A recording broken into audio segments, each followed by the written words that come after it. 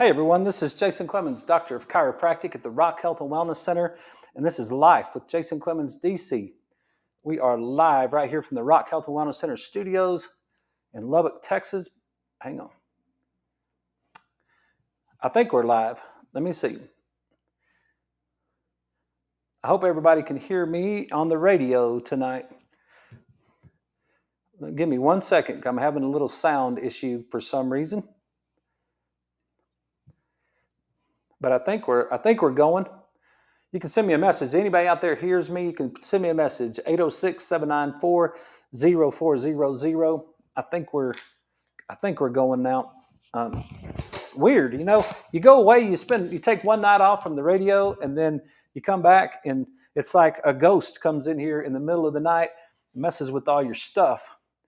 And I don't know why, but I think maybe we're going right now. So we're going to go for it anyway. Hope everybody's good. Hey, we're live. It's Wednesday, April the 2nd. Thank you, JT. Appreciate that. We're live tonight at the Rock Health and Wellness Center studios right here in Lubbock. We're on 98.7 Walk by Faith Radio, 1420 AM, streaming all over at 987radio.com.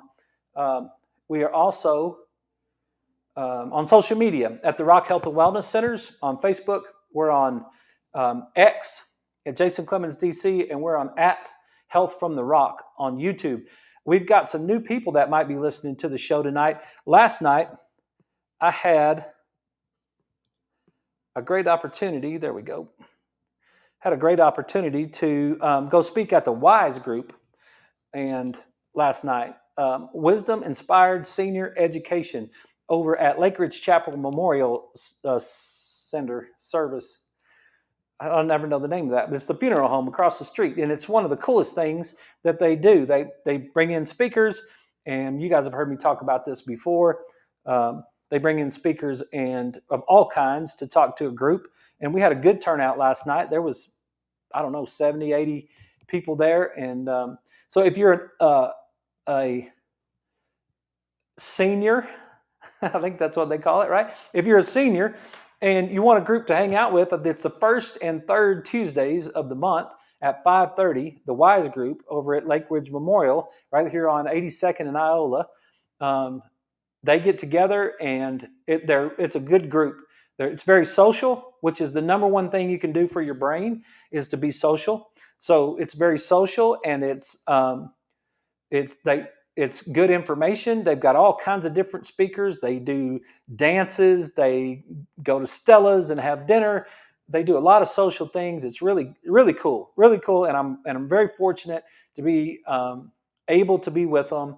And so last night, one of the people asked us if we would do a class on mental clarity and sharpness as we age. And so I put together a talk last night about that. And so what I'm going to do tonight is I'm going to go over that same talk. And it's really about Alzheimer's disease. And more than anything, it's about this book, The End of Alzheimer's by Bredesen. And you guys have heard me talk about this lots of times. I also have another book somewhere, but it disappeared. But it's Change Your Brain, Change Your Life by Dr. Daniel Amen. And so what I did is I put together a PowerPoint and a talk for the people last night.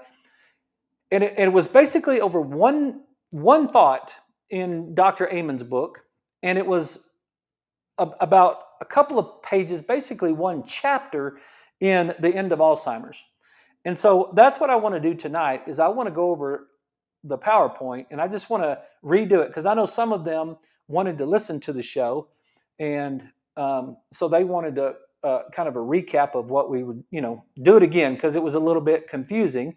And so I thought I would do it again. And so that's what we're going to do tonight. And we're just going to get into it because I think it's probably going to take up the entire show. So last night, that's why we had the encore show on the radio, and that's why we did not have a show on social media, was because I was over there doing that. So let's get into it. And I want to make sure that it's very clear. Those two books whatever I did with the other book. Those two books, this is 100%. This talk is 100% out of those two books. And the first 3 slides, I think, is all about Dr. Amen and his book, Change Your Brain, Change Your Life. And these first, it's his stuff. So I'm plagiarizing. I want you to know that. I took the words right out of the book on almost every one of these slides. I copied basically page 63 out of Dr. Bredesen's book. So I think every person that listens to this show should buy this book. I think every one of you should buy the book and own The End of Alzheimer's. I think it's one of the best books that I've ever read on the disease and his RECODE process. It's a program to reverse cognitive decline, RECODE. We're going to go over just a little bit of the highlights of it at the end of the show. And so I think everyone should buy this book. I think you should read this book, and I think you should follow some of the things that Dr. Bredesen is saying, because he actually does, according to his information, he actually does reverse cognitive decline in a lot of people and help people live better and with their brain. And Alzheimer's is eating our lunch. And there's all kinds of statistics about how, we're going to get a little bit further down the road, 2030, 2050 and all, and we're going to have so many levels of Alzheimer's, so many people with Alzheimer's. It has the potential to break our country, the amount of money we have to spend, not just from a financial standpoint, but it's a rough job. My granddad passed away from Alzheimer's. It was a hard thing on him. It was a hard thing on my mom. It was a hard process to watch take place. And so I have a little bit of personal passion about this particular subject. So one of the things that when I go do these talks, people will always ask me, and even in the office, they ask me, Doc, what can I do? What can I do to help myself be better? Okay, so I'm not going to get into all of the specifics of Dr. Amen's book. I'm just going to take one thought out of Dr. Amen's book about the prefrontal cortex and how important the prefrontal cortex is. And healing this part of the brain requires development of a concept called total focus. And that's his stuff right there. That it's not mine. This is his total focus thing. He moves some of these things around so we can see this a little bit better. But thinking about thinking, higher reasoning, executive function. That's the prefrontal cortex. 9 functions of the prefrontal cortex: empathy, insight, response to flexibility, emotion regulation, body regulation, morality, intuition, attuned to communication, and fear modulation. We talk about this a lot from the right side and the left side of the brain, but this whole area is super important when it comes to dementia and keeping our brains as active as possible. So we also tie this prefrontal cortex into our limbic system, which gets into the fight, flight, freeze, stress response, and then thinks, am I safe? Do people want me? And emotions live here. That's where we get into those areas. We talk a lot about the amygdala and the HPA axis and all that sort of thing on the show.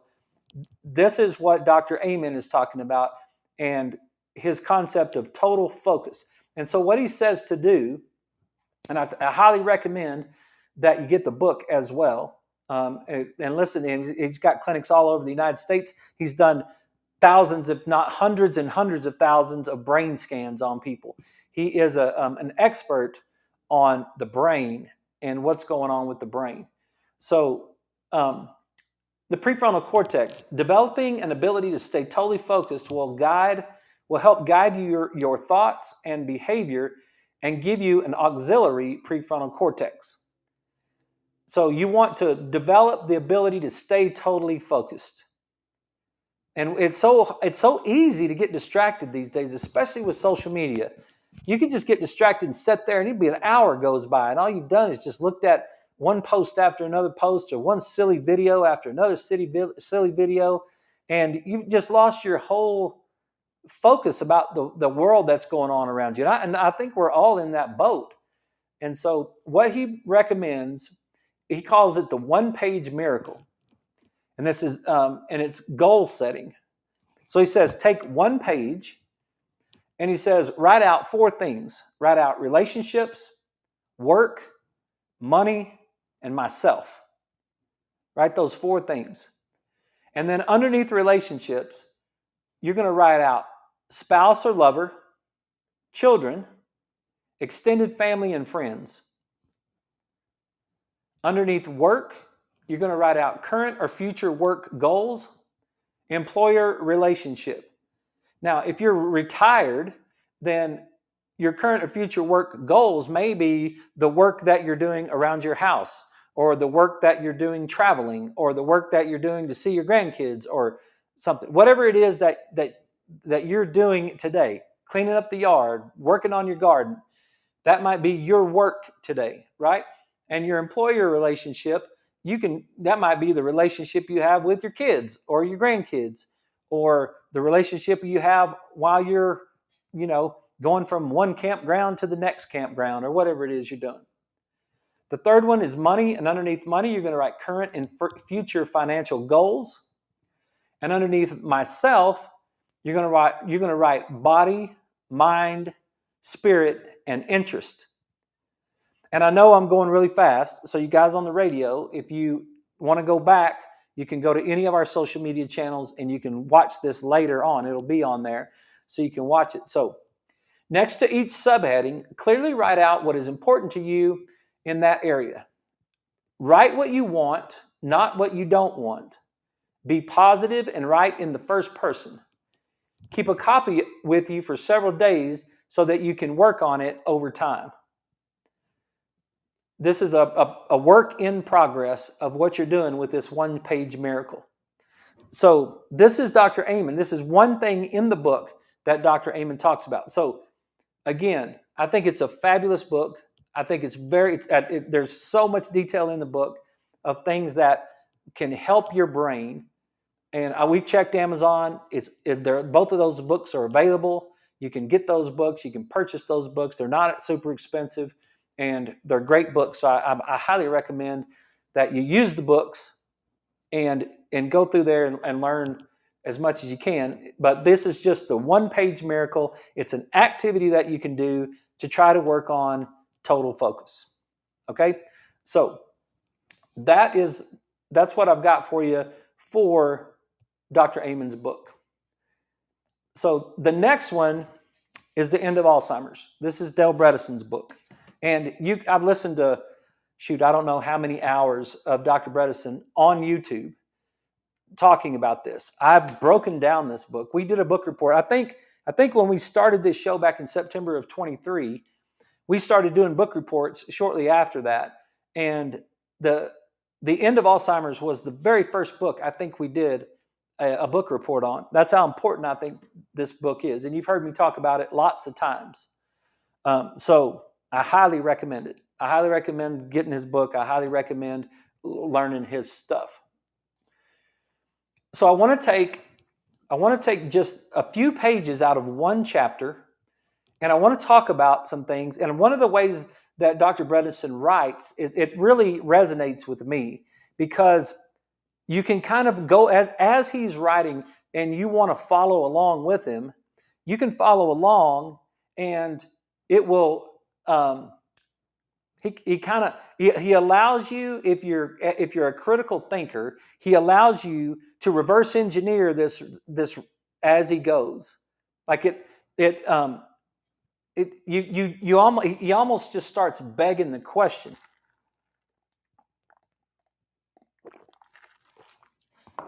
It almost like leads you into the next question. So I really like the way that he writes. But these are his words right here. You have a remarkably powerful computer inside your skull. It contains an estimated 100 billion neurons, each with an average of almost 10,000 connections. For nearly 1 quadrillion, that's 1 with 1, 2, 3, 4, 5, 15 zeros. That's total connections or synapses. There is a lot. That's why I like to call it a symphony that's going on inside your brain. Like when you touch something, the 2,500. We went over this at the end of the horrible show on Monday. I apologize for how bad that show was, but at the end of it, we went over the homunculus a little bit, and we talked about 2,500 per square centimeter receptors in your fingertips. Right. That's why I can rub my hand across this wood grain, whatever this is, fake wood grain or whatever this is, and I can rub my hand across this paper, and I can rub my hand across the top of this book, and there's a different texture. I can feel that.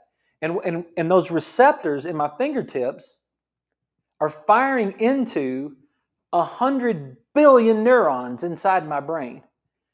And it's firing through there, and with 10,000 connections, there's a quadrillion synapses. And not every single one of them is firing when I touch the book, but there's so many of them that are connected.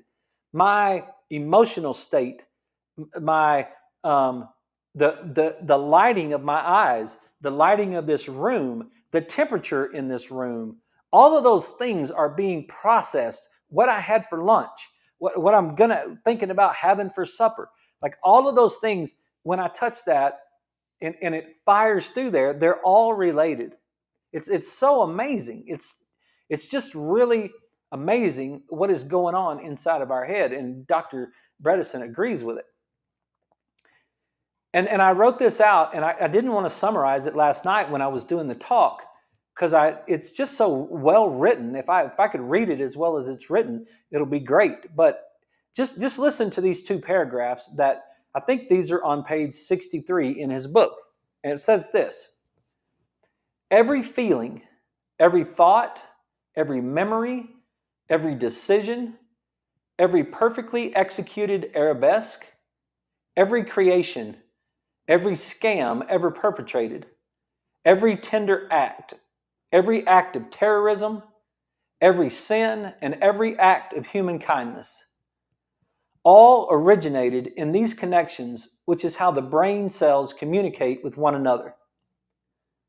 Every thought ever thought by a human being, Pontius Pilate's decision to send Jesus to Calvary, Julius Caesar's realization that even Brutus had turned against him, or the choice you made at Starbucks yesterday and in the voting booth last election day, is the result of signals traveling down one neuron, crossing the synapses to the next neuron in a particular circuit, traveling down this neuron and on until you speak or move or otherwise give real-world expression to the activity inside your brain.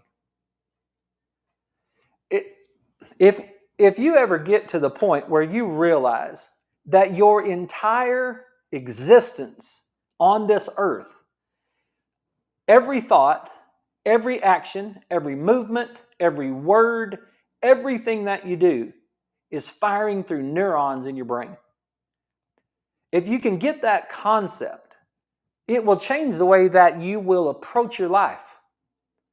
Like it really will. It's like I need to protect my brain. I need to make sure that I'm taking care of my brain. I know people that take care of their car way better than they take care of their brain. They take care of their yard way better than they take care of their brain. It's like if you didn't take care of your brain, you couldn't take care of your car or your yard. Nothing else works. Every single thing that you do runs through your nervous system. And you know how long you can live without your nervous system working? A split second. Like we are so concerned about our cardiovascular systems. Everybody knows their cholesterol levels. Everybody knows their A1C levels. Everybody knows what your cardiologist and your blood pressure and all this stuff. We're so concerned about our heart and our cardiovascular system. And fair enough, we should be concerned about that. And we should take care of that as well. But there's heart transplants. And There's ventilators in hospitals that can keep you going when your heart's not working properly. There's a ton of medication that can control a lot of those symptoms that go around your heart, right? There's no such thing as a brain transplant. There's no such thing as a spinal cord transplant. They're working on it. They're getting closer. Neuralink and all that stuff, they're trying to figure it out. They've been trying to figure it out since the beginning of humanity. They're getting closer, but you can't replace your brain. And when your brain turns off, you're flatlined, you're done. That's the end of it. And so it's very, very important that we take care of our brain. That's what chiropractic is. Chiropractic is the detection of subluxation, the detection and correction of subluxation, which is the interference in the nervous system. So that's where we're trying to take care of our nervous system and make sure that our nervous system is working as good as possible. So let's go to the next slide. Each neuron in your brain needs a way to take in information from outside of itself. So if these neurons that are inside your brain are responsible for every feeling and every action and every word and every movement and everything, then they have to receive information from other neurons, and they have to detect the environment that's around them. To do that, neurons sport what are called receptors, and this is right out of his book. These are quotes, okay? To do that, neurons sport what are called receptors. It's kind of like antennas on an old television. You young people might not know what antennas on an old television, like rabbit ears or something that the older people grew up with. Right, those are antennas on the television. Receptors sense what is going on in the soup outside each cell, as well as inside each cell, which is a cauldron of molecular information. So receptors sense what's going on. You get the cell itself, the neuron itself, will build a receptor. It'll put, and there's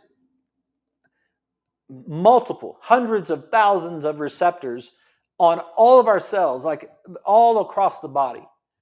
And you might have been familiar with it a little bit since 2020, because you might have heard of this spike protein, that the whole COVID thing, right? And the spike protein and the ACE receptor that caused the connection, that the spike protein binds and then gets all up in your lungs and causes all kinds of trouble, right?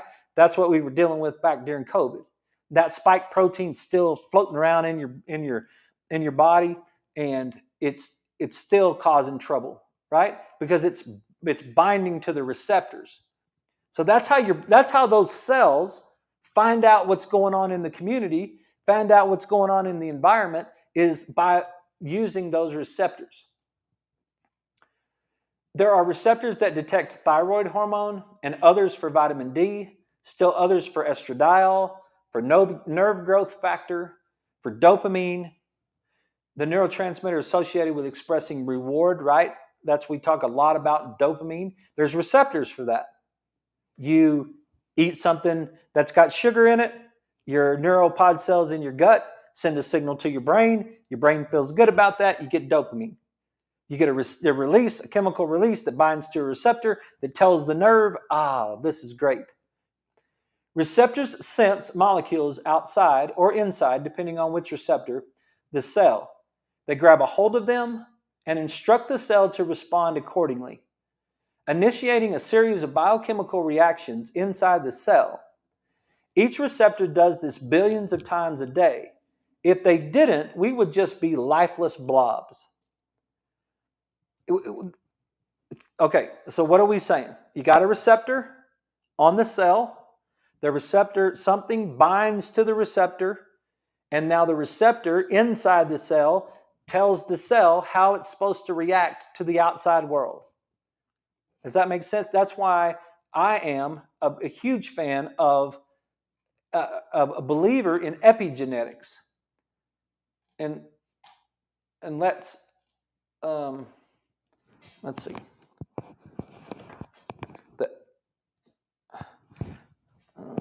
And I still got that intrinsic factor on there. But let me just show you this.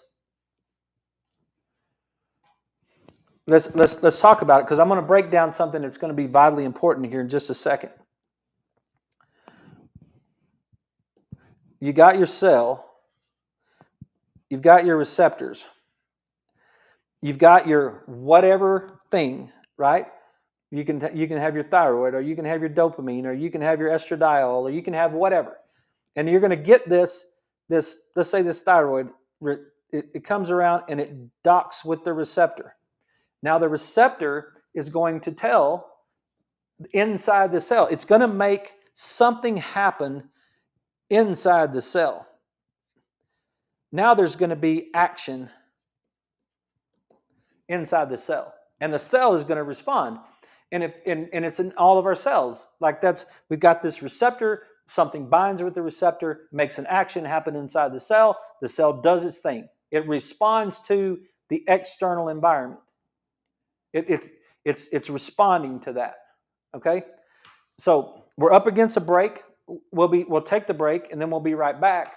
And when we come back, I'm going to show you some cells that are lead to Alzheimer's disease, according to Dr. Bredesen. So you guys stick around with us. This is Life with Jason Clemens, DC, and we'll be right back right after these messages.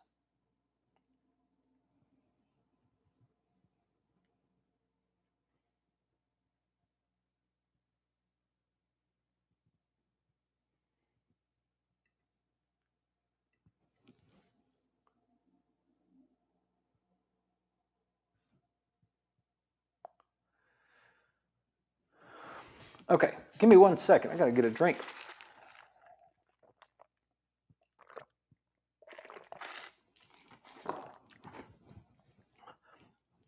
Everybody get that?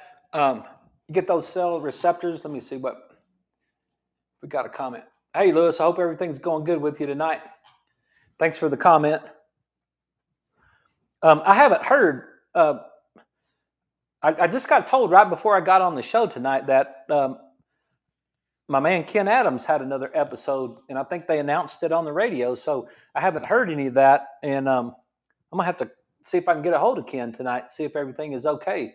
But that's something we're concerned about. I'm concerned about that for Ken. But anyway, so if you got any questions about that whole action thing that's going on, like it's all over the body. That process right there of that hormone, vitamin D. So you can just imagine for a second, and I'm going to get into this a little bit more as we go on, but you can imagine if the action inside the cell is dependent, if it's dependent on vitamin D in order to carry out an action, it's like we gotta have the vitamin D in order for the cell to function properly, and you're not taking your vitamin D, and so now your vitamin D levels are low because you're not getting outside, and you're not taking any sort of supplement that's got any vitamin D in it. So what happens? Now your vitamin D goes low. So now the action that's inside the cell that's responsible or responsive to vitamin D is now it's gone. Like we're not getting that action step. And that particular action step may be moving us towards health. And so that action step that's moving us towards health is no longer moving us towards health because of the lack of resources that we're not having because of vitamin D. And what I'm about to show you in Alzheimer's is there's an actual thing that will that causes this Alzheimer's, according to Dr. Bredesen. So I hope everybody got that. Let me get us back to our presentation.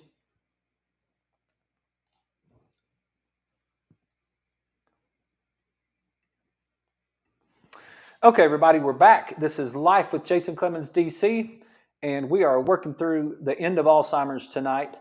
And we just got through talking about receptors, in the first half of the show and all the different kinds of receptors, some of the hormones and things that go along with these receptors. So let's get a little bit specific about Alzheimer's. And again, let me say it again, because I don't want to get in trouble with Dr. Bredesen. This is coming from the End of Alzheimer's book, Dr. Dale Bredesen. These are direct quotes that I'm using. These are his pictures that I'm using that are in the book. I suggest everyone buy the book and get that. And so this all belongs to him. So, but I know he's working, his whole life is to try to help people with Alzheimer's. So the more people that know about Dr. Bredesen's work, the better the world is going to be, as far as I'm concerned.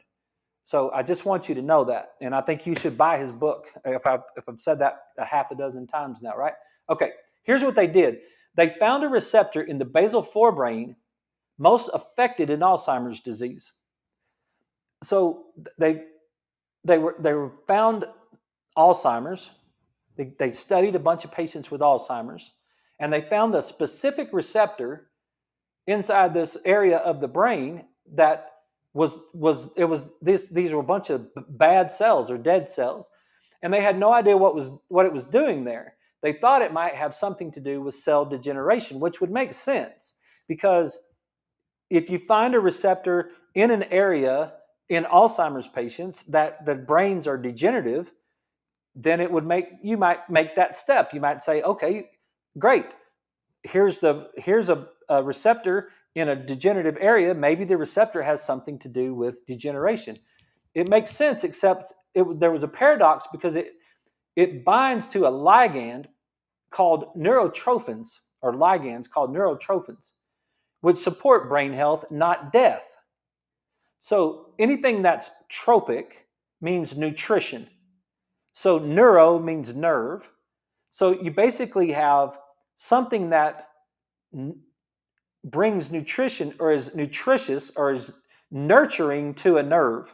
That's what, when you see a neurotrophin, and that neurotrophins are released by multiple different kinds of cells in the body. Like there's cells in the brain that release these neurotrophins. Mast cells that are responsible for allergies release these neurotrophins. Macrophages in the immune system release these neurotrophins.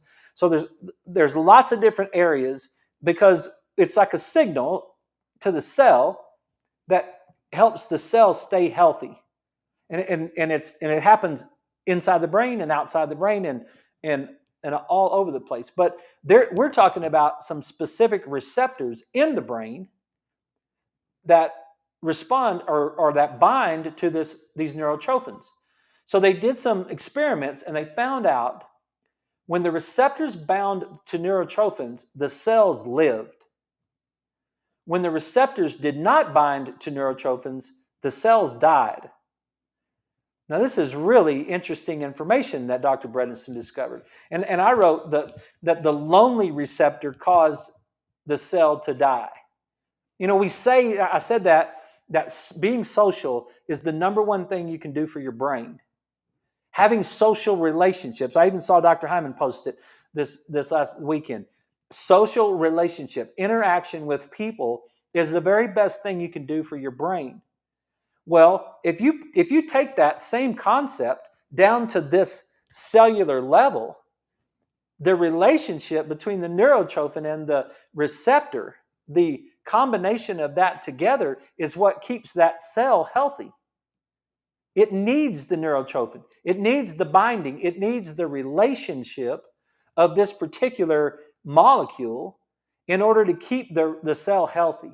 And when it doesn't get the relationship, when that neurotrophin doesn't bind to that receptor, then the receptor tells the cell to die. The receptor tells the cell to die. It's lonely. Okay? Once the cell, because what happens, the way that and this is kind of what I was talking about a while ago, you can already start asking yourself questions. Like the first thing that I said, it said that neurotrophins they bind to the receptor. Okay? my question was, where, I even wrote it in my notes. When I broke down this book several years ago, I went back and read my notes before I did the talk last night. And I went back and I even wrote it in my notes, learn this. When I wrote neurotrophins in my notes, when I was breaking down the book, I wrote on beside it, learn this. I was like, where does that come from? It's like, it was a paradox because it was bind. Because what they found out was when the receptor bound to neurotrophins, the cell lived. Okay, first question, where do neurotrophins come from? Second question, where does the receptor come from? Those are like investigative questions that I had when I was breaking it down. So I went and studied. Lots of places is where the neurotrophins come from. Okay, where do the receptors come from? The receptors are built in the cell and put on the cell wall. And here's what Dr. Bredesen found out. Once the neuron produces the receptor, now the cell becomes dependent on the neurotrophin. It's like there's a it's this little once that receptor gets built and launched, now we got to have that nourishing little molecule bound to it, or the cell's going to die. And so what in my brain, what that's telling me is that that cell is trying to detect what's going on in the environment. The cell is trying to get some information about what's happening around it. And it needs some data, it needs some nourishment in order for it to say, okay, I'm going to work another day. I'm going to keep going another day. Because it seems like the environment out here around me is positive for life. It's almost like we land on Mars. We land on Mars and we jump out of the spaceship, and then it's like, are you going to take your helmet off? It's like, not if there's not any oxygen, you're not. It's like, and I don't even know what the temperature is on Mars. We could say the moon. You land on the moon. It's like, what are you going to do? You better not. It's not. There's not sustainable, right? So that's what the cell is doing. The cell's doing the same thing. If the receptor,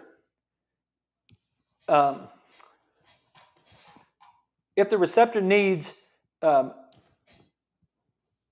can't see that. Hang on. I can't see I got stuff on top of my, give me 1 second so I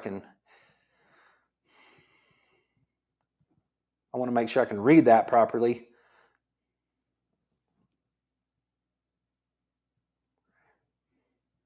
And I don't even know how to do this.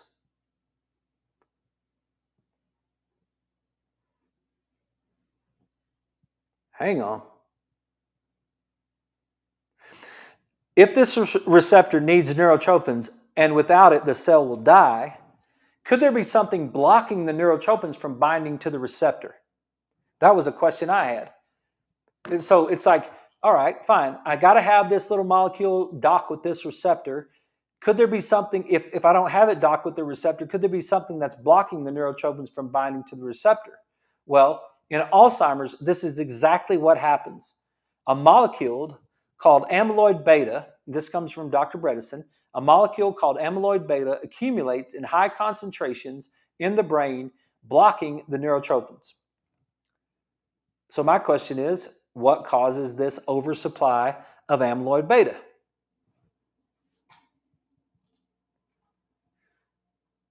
Well, here's an answer. And this is the answer. And I, sometimes you're just so excited about giving this information out that it doesn't come out exactly like you thought it would, and it's like irritating, right? I want you to understand this. I want you to understand this. You have to bind this neurotrophin with this receptor. You have to bind the nourishment to the receptor in order to keep the cell healthy. If anything gets in the way, it's not going to bind, and therefore the cell's going to die, and you're going to get Alzheimer's disease. Okay? I know that might not be important for everybody, but it's important for some people. So I want you to know that. Where what interferes with the binding of those two things? Amyloid beta. So where does amyloid beta come from? Well, amyloid beta comes from amyloid precursor protein. It's another little receptor that's on the cell wall. It's a dependence receptor, so it needs to have binding to it. It sticks out of neurons near synapses. So earlier in the show, we said you have 100 billion neurons in your brain, and they have connections called synapses, where one neuron synapses with another neuron. So right up there next to that synapse grows little receptors. This makes total sense. I mean, it's almost like it was created that way. It's like crazy, right? Okay, you've got a receptor and you've got a neuron, and it's just about to synapse with another neuron. And so we've got these little hair-like little particles, the little hairs, receptors that are growing out of there, and they're called amyloid precursor proteins. After the amyloid the APP, we'll call them that for short, after APP is produced by a neuron, it is cut by molecular scissors called proteases. So now that little thing, like a weed, like a flower, is going to grow, and then it's going to be pruned. The scissors cut at either 3 spots or at one distinct site. Cutting it 3 times leaves us with 4 peptides that play a role in the processes that underlie Alzheimer's disease. Okay? You've got this little weed or this little flower that grows off of the end of that neuron. And then the environment around that is going to determine whether or not that is going to get cut one time. So you can imagine if you cut it one time at one specific spot, you end up with 2 pieces.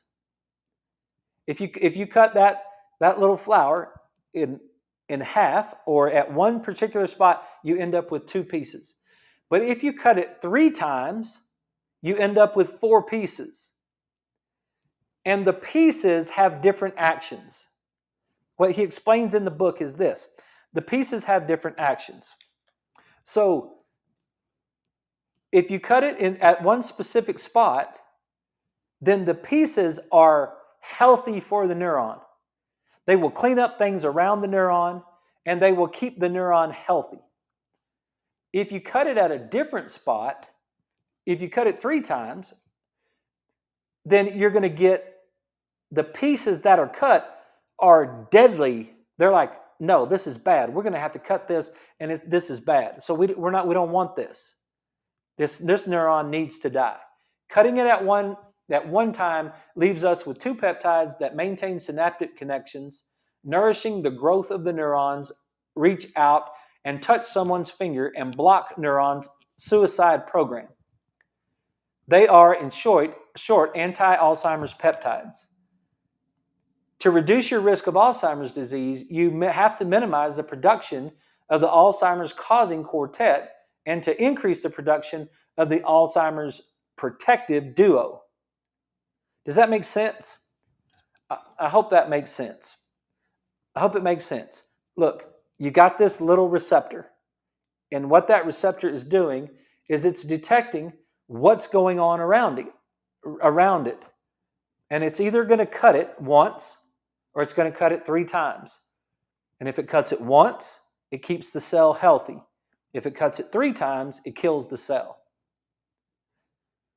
Depending on how APP is cut, the resulting fragments will support the cellular processes associated with memory formation and maintenance, such as maintenance of synapses or destroy them. What am I saying right here? I'm saying that your memory will be saved. Your memory will be saved in an Alzheimer's situation if you keep the resources around that healthy. You got to keep that environment around that cell healthy. If you do, then what will happen is that little protease will cut that one time, and when it cuts it once, it keeps the cell healthy. If APP binds to this little thing called netrin 1, it cuts it once. If APP binds to amyloid beta, it cuts it 3 times. So the accumulation of amyloid beta starts the vicious cycle of more amyloid beta. Because now what we're going to do is we're going to cut it 3 times and we're going to get 4 pieces. When we get 4 pieces, one of those pieces is going to turn into amyloid beta. It's going to spiral itself. It's just going to wind itself up like you cut off a piece of wire or something, and it just kind of coiled itself back up around the neuron.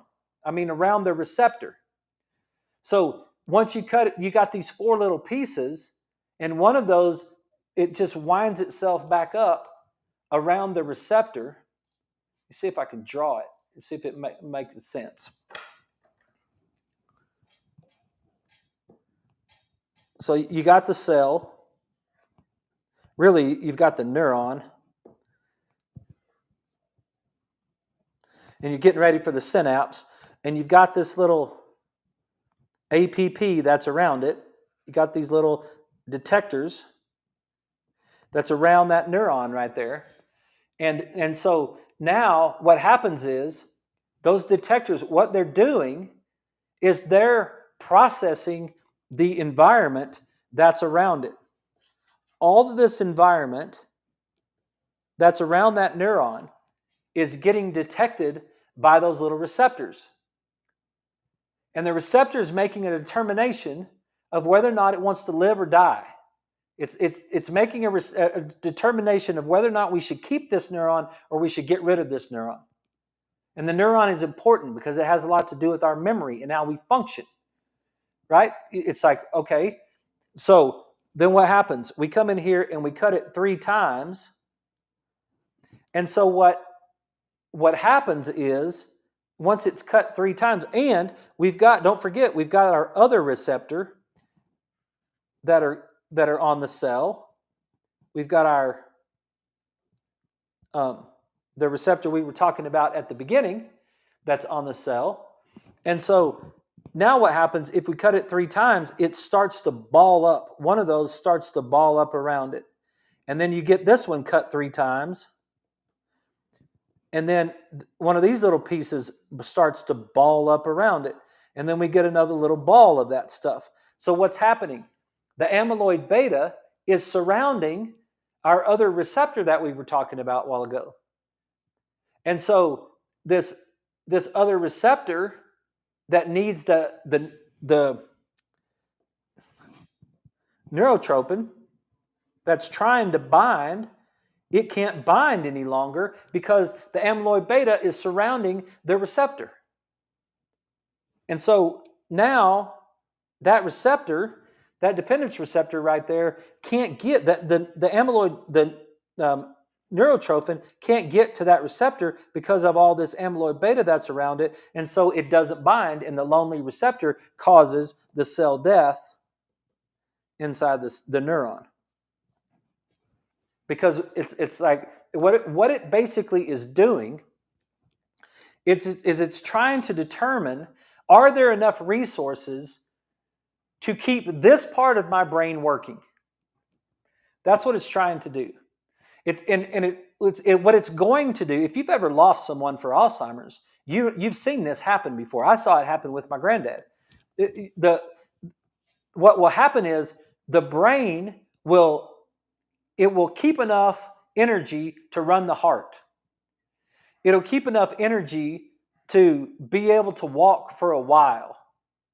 It'll keep enough energy to be able to keep itself alive at the cost of memory. Because if you think about it, if you really think about it, it's like you can get by for a while without any memory.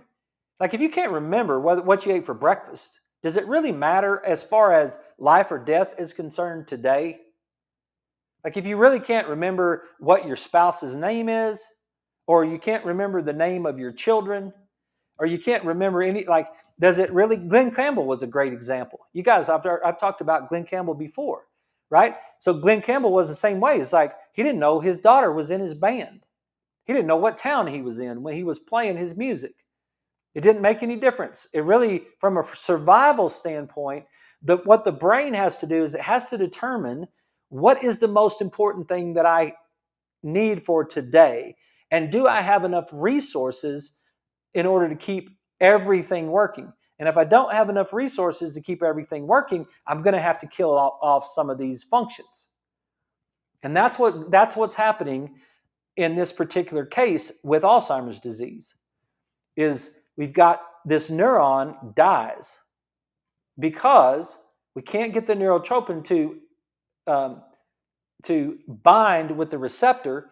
The lonely receptor says, nope, I guess there's not enough nourishment out here. I guess there's not enough nutrition out here to keep you alive, so I'm just going to kill you off. Okay, so now it begs the question, why? What are the components that are related to, what are the components that are responsible for whether or not we make one cut or whether we make two or three?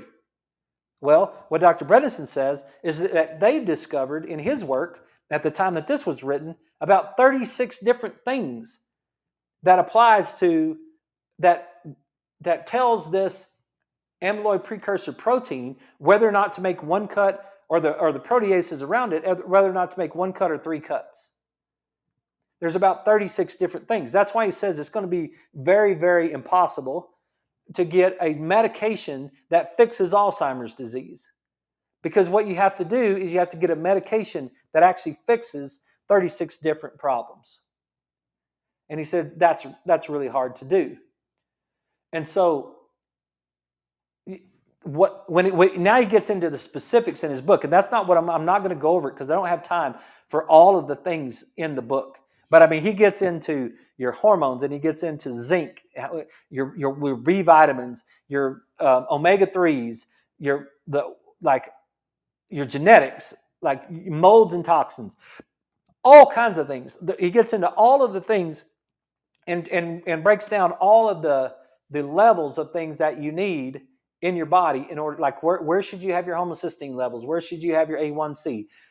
How much resting insulin should you have? All of those things are in the book, right? And those are the things that are affecting the cell, the cuts that go along with this particular precursor protein right there. So the fundamentals, what are the fundamentals? Well, the fundamentals are inflammation and infection. And this is where it gets really cool, because when you're talking about wellness, it doesn't matter what all of that other stuff really meant. It just means, it's like, okay, what do I do about it? You do well things. And you got to pay attention to how many well things you got to do. And Dr. Bredesen says, look, you may not get all 36 of them covered, but if you get the majority of them covered, then what will happen is the few that are left over won't be enough to cause you to have Alzheimer's.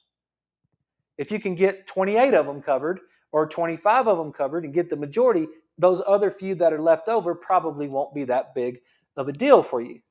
So what are the fundamentals? Inflammation and infection. What's inflammation? That's your immune system.